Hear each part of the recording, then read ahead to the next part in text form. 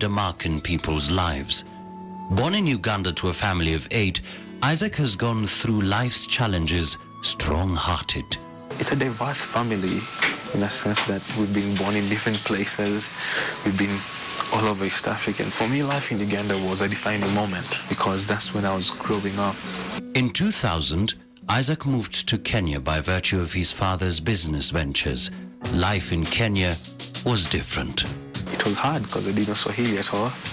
I remember my friends making a lot of jokes and fun of me.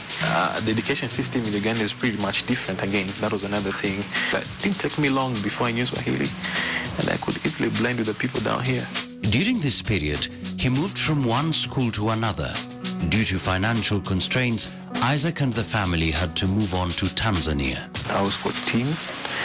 That's when life shook my hand, and said, welcome.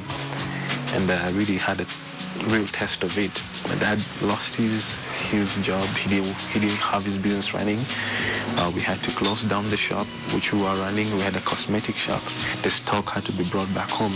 For more than 10 months, nobody in that work was working, not my dad, not my mom. It was filled with a lot of hassles and bustles, but again, at the end of the day, it's only those that, fight on in a battle that make it to the end.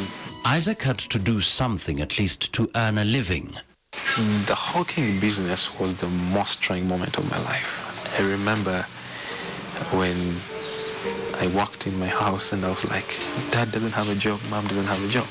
But we have stock in the house, there were wigs, there were things that you find in a cosmetic shop. And I decided, you know what, we're going to have to put these things in a big bag, and I hit the road. I didn't know where I was going, but I knew wherever I was going, I would meet people. So you go and, just like hawkers, you have to shout and tell people what you have. The whole day, you didn't take breakfast, you left home at around 7. This is 5, and Dar es Salaam has scorching sun. That was the most trying moment in my life. One thing I used to do, I could never cry in front of my children or my husband. I could go somewhere, cry, wipe my tears, come with a smile, and show a smile to everybody, and I tell them, you know what? The Lord is with us, and we are going to make it, and we will be somewhere one day. His experience taught him both entrepreneurship and leadership skills. He eventually got a job at a radio station in Tanzania. This gave him an opportunity to earn a decent living, but it came at a cost. I'd gotten used to a very reckless life in Tanzania.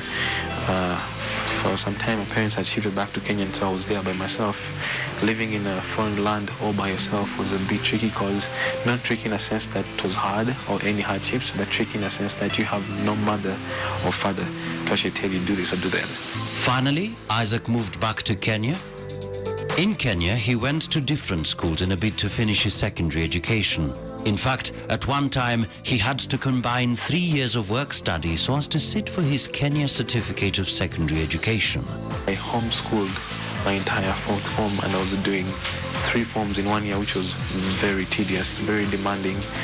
And at the end of the day, I managed to make it, and I walked out with a C-Con, and I'm proud of it because, well, I didn't let it dictate my future. It only triggered my mind to know that I'm not in a very secure position, and therefore I need to work more harder. Ever since I met him on day 1, he struck me as a serious young man, almost like a man on a mission. He's a person that has, that ethos of never say die. Isaac is very God-fearing, puts God first in everything he does. He is always there for the young people. He doesn't want to see somebody else suffering or going through what he went through.